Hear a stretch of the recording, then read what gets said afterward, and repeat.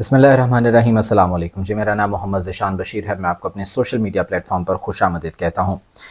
इमरान खान को पहले तो सिर्फ नाअहल करने की कोशिश की जा रही थी। ट्राई ये थी कि किसी भी तरह से इमरान खान को नाअहल किया जाए। इसके लिए उन्हें तोशाखाना केस में फंसाने की कोशिश की गई। 190 मिलियन पाउंड जो अलकादिर ट्रस्ट केस है उसमें फंसाने की कोशिश की गई, लेकिन अब बात उससे आगे निकल गई है। अब कोशिश गवर्नमेंट की जानिब से की जा रही है कि किसी तरह से उन पर आर्टिकल 6 लगवाया जाए और उन्हें कड़ी से कड़ी सज़ा दी जाए। गुज़श्ता रोज़ वफाकी वज़ीर कानून आज़म नज़ीर तारड़ न्यूज़ कॉन्फ्रेंस कर रहे थे और उनसे ये सवाल हुआ कि अब ये जो साइफ़र का मामला है जिस पर आज़म खान ने 164 का बयान रिकॉर्ड करवाया मजिस्ट्रेट के सामने, तो उनका ये कहना था कि जी इस पर ऑफिशियल सीक्रेट एक्ट की खिलाफ वर्जी का ये इल्ज़ाम है और ये आर्टिकल 6 जो है वो लग सकता है।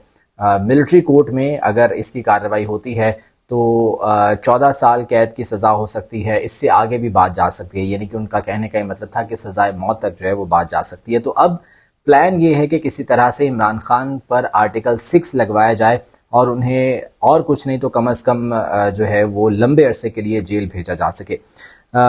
जो आज़म खान हैं उन्होंने अपना बयान तो रिकॉर्ड करवा दिया, लेकिन इमरान खान का रद्द-ए-अमल उस पर क्या था, मैंने अपने गुज़श्ता व्लॉग में बात भी की थी।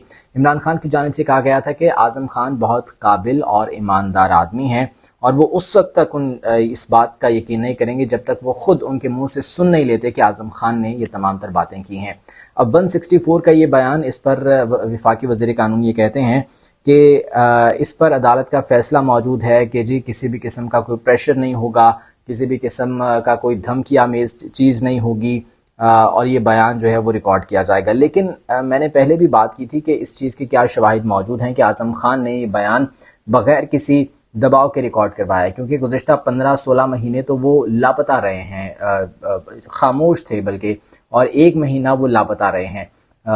उसके बाद अब वो अचानक से सामने आए और उन्होंने ये बयान रिकॉर्ड करवा दिया। तो ये किस तरह से कहा जा सकता है कि बग़ैर दबाव के उनसे ये बयान रिकॉर्ड करवाया गया है। सानह 9 मई के बाद जितने भी सियासतदानों के बयान सामने आ रहे हैं, क्या वो बग़ैर दबाव के हैं, इसके बारे में सब लोग जो है वो बहुत बेहतर तरीके से जानते हैं। बहरहाल साबिक प्रिंसिपल सेक्रेटरी आज़म खान एक बार फिर से नायब हुकाम के सामने पेश हुए हैं। अलकादिर ट्रस्ट में 190 मिलियन पाउंड केस में उन्होंने अपना बयान जो है वो रिकॉर्ड करवाया है। उनसे कुछ सवाल किए गए और उन सवालों के जवाब उन्होंने दिए और उन्होंने अपना बयान भी रिकॉर्ड करवा दिया। अकेले आए थे वो यहाँ पर नायब ऑफिस में। अब जो बातें उनसे की गई हैं उनके मुताबिक जो रकम पाकिस्तान मुंतकिल हुई है वो उसके ऐनी शाहिद हैं। आज़म खान का ये कहना है। उन्होंने कहा कि इमरान खान इस हवाले से बहुत सी चीज़ों में हिदायत देते रहे हैं। काबीना इजलास के लिए जो समरी तैयार हुई थी इस बारे में उसकी मंजूरी काबीना ने दी थी और उसकी तैयारी में शहजाद अकबर का अहम किरदार था, ये आज़म खान की जानिब से कहा गया। उन्होंने कहा कि समरी पेश करने से पहले भी एक मीटिंग हुई जो कि इमरान खान के साथ हुई थी और उसमें भी शहजाद अकबर मौजूद थे। आज़म खान ने नैब के सामने काबीना इजलास के हवाले से पूछे जाने वाले सवालों के जवाब भी दिए और समरी के हवाले से मीटिंग्स का अहवाल भी उन्होंने नैब टीम को बताया है। 190 मिलियन पाउंड केस में आज़म खान ने इमरान खान के दावों के बरक्स बयान दिया और बताया कि किस किस मौके पर इमरान खान ने इस हवाले से क्या हिदायत जारी की, जबकि शहजाद अकबर भी रकम के हवाले से मुशावरत करते रहे। ये वो तमाम तर चीज़ें हैं जो कि नैब हुकाम के सामने आज़म खान ने बयान की हैं और उनका ये बयान अलकादिर ट्रस्ट केस में रिकॉर्ड कर लिया गया है। इससे पहले जो साइफ़र का मामला था उस पर इमरान खान की जानिब से बाकायदा तौर पर यह कहा गया कि वो तमाम अनसेंसर्ड चीज़ें सामने लेकर आएंगे, जिस पर एक खलबली सी मच गई हुकूमती हलकों में और ये कहा जाने लगा कि बहुत ख़तरनाक खेल खेलने के लिए जा रहे हैं इमरान खान, यानी कि डर है उनके अंदर कि अगर तमाम चीज़ें सामने आ गई, इमरान खान अगर तमाम चीज़ें सामने ले आए तो ये तमाम लोग बेनकाब हो जाएंगे, वो साजिश सामने आ जाएगी जो कि वाकई में की गई थी। इमरान खान ये कह रहे हैं कि मैं अनसेंसर्ड चीज़ें सामने लेकर आऊँगा, जिसके बाद आपने देखा गुज़श्ता रोज़ से अब तक एक के बाद एक प्रेस कॉन्फ्रेंसेज हुकूमती हलकों की जानिब से की जा रही हैं। अताउल्लाह तारड़ प्रेस कॉन्फ्रेंस करने के लिए आए, मुसद्दिक मलिक प्रेस कॉन्फ्रेंस कर रहे हैं, साइफ़र के मामले पर वो बात कर रहे हैं, हालांकि वो वज़ीर मुमलिकत बराए पेट्रोलियम हैं। वफाकी वज़ीर कानून आज़म नज़ीर तारड़ आते हैं और बता रहे हैं आके कि जी ये साइफ़र जो एक झूठा साइफ़र बकौल उनके वो सामने आया, इस पर वो क्या मामलात हो सकते हैं, क्या सज़ा हो सकती है। उसके बाद वज़ीर दिफ़ा ख्वाजा आसिफ वो मीडिया से बात कर रहे थे। एक इंटरव्यू के दौरान उनकी जानिब से कहा गया कि आर्टिकल 6 का इतलाक़ हो सकता है। जिस तरह से मैंने पहले बात की कि अब मामला आर्टिकल 6 की तरफ ले जाने की कोशिश की जा रही है। अगर ऐसा ही है तो फिर कानून सबके लिए बराबर होना चाहिए। एक शख्स जो कि मुल्क से बाहर बैठकर सिटिंग आर्मी चीफ पर इल्ज़ामात आयद कर रहा है, DGISI पर इल्ज़ामात आयद कर रहा है, क्या वो फिर इस कानून की गिरफ्त में नहीं आता? क्या उसके खिलाफ कोई कार्रवाई नहीं होनी चाहिए? क्या उस पर आर्टिकल 6 नहीं लगना चाहिए? क्या वो कानून से बालतर है? इंसाफ का ये दोहरा मयार नहीं होना चाहिए। इंसाफ सब के लिए फिर बराबर होना चाहिए। उसके बाद रियासत के तीसरे अहम तरीन सतून जुडिशरी पर इल्ज़ाम तराशी की जाती रही है। सुप्रीम कोर्ट के बाहर खड़े होकर जो कि पार्लियामेंटेरियंस थे वो पार्लियामेंट में मौजूद थे, जो पार्लियामेंटेरियंस नहीं थे वो बाहर सड़क पर मौजूद थे, और किस तरह से वहाँ पर अदलिया के खिलाफ तकरीरें की जा रही थी, नारेबाजी की जा रही थी, चीफ जस्टिस ऑफ पाकिस्तान के खिलाफ नारेबाजी की जा रही थी। पार्लियामेंट के अंदर बैठकर कौमी असम्बली में चीफ जस्टिस को तनकीद का निशाना बनाया जाता है। मरीम नवाज अपने जलसों में खड़े होकर सिटिंग जो जस्टिस हैं उनकी तस्वीरें चलाती हैं, सर्विंग जो जस्टिस हैं उनकी तस्वीरें चलाती हैं और उन्हें तनकीद का निशाना बनाती हैं। क्या वो फिर कानून की गिरफ्त में नहीं आते? क्या उन पर कोई कार्रवाई नहीं होनी चाहिए? बिल्कुल कार्रवाई होनी चाहिए। निज़ाम में इंसाफ फिर सबके लिए बराबर होना चाहिए। यही बात करते हैं ना तमाम तर लोग। आज तलाल चौधरी साहब जब न्यूज़ कॉन्फ्रेंस कर रहे थे तो उन्होंने फिर ये कहा कि ये लाडले के लिए निज़ाम इंसाफ बनाया गया, लाडले को क्यों सजाएं नहीं दी जा रही? लाडला तो अपनी तमाम तर पेशियाँ भुगत रहा है जाके। शहबाज शरीफ को बरी कर दिया गया जो कि करप्शन का केस था, हमजा शहबाज को उनकी तमाम तर फैमिली को जो है वो बरी कर दिया गया, क्लीन चिट मिल गई है।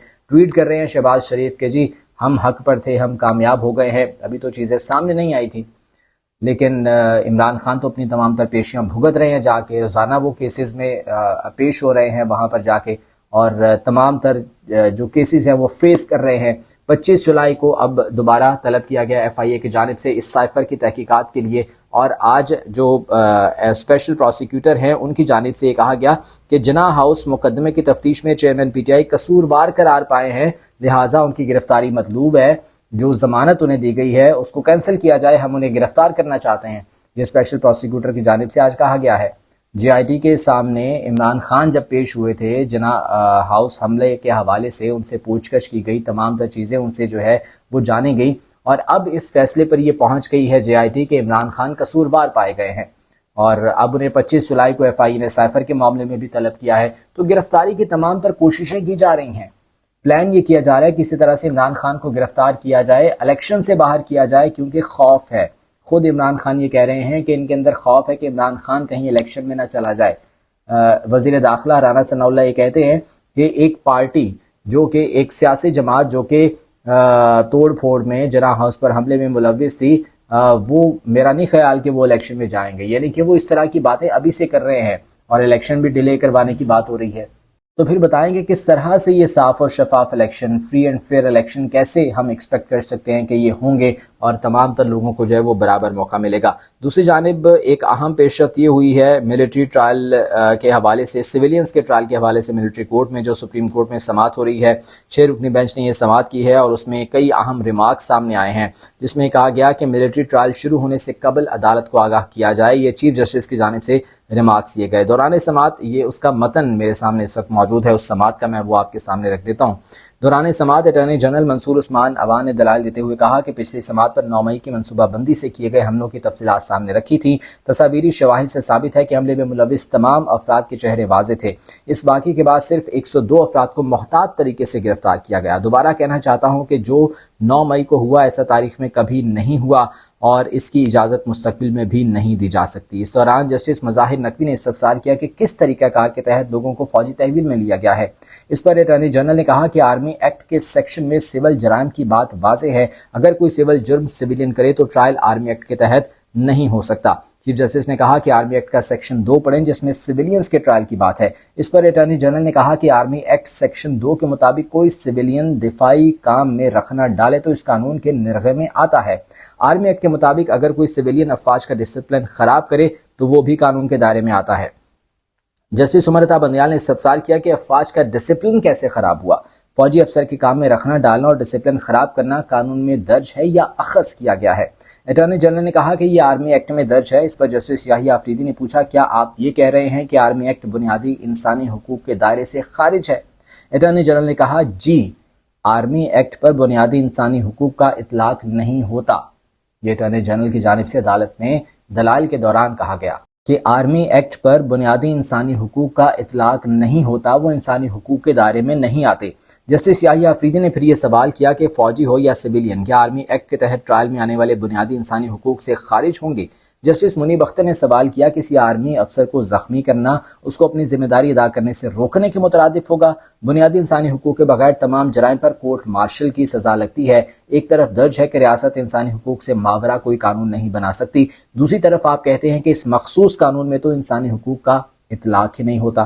آپ کی دلیل منطق سمجھنے سے قاصر ہوں۔ یہ جج صاحبان کی جانب سے جو ہے وہ کہا گیا جب انسانی حقوق پر بات ہوئی کہ آرمی ایکٹ کے اندر جو ہے وہ انسانی حقوق نہیں آتے، وہ آرمی ایکٹ اس سے خارج ہے۔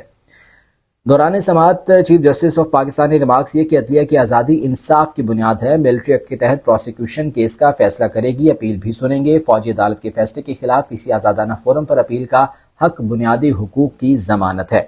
اس دوران یہ بھی کہا گیا چیف جسٹس کی جانب سے کہ اگر مارشل لاء لگتا ہے تو پھر عدالت اس میں مداخلت کرے گی، اور ساتھ ہی پھر یہ بھی امکان ظاہر کیا گیا کہ ملٹری ٹرائل شروع ہونے سے قبل عدالت کو آگاہ کیا جائے گا، جس کے بعد یہ سماعت جو ہے وہ غیر معینہ مدت کے لیے ملتوی کی گئی۔ اب یہ غیر معینہ مدت 1 مہینہ بھی ہو سکتی ہے یا اس سے کم بھی ہو سکتی ہے، زیادہ بھی ہو سکتی ہے۔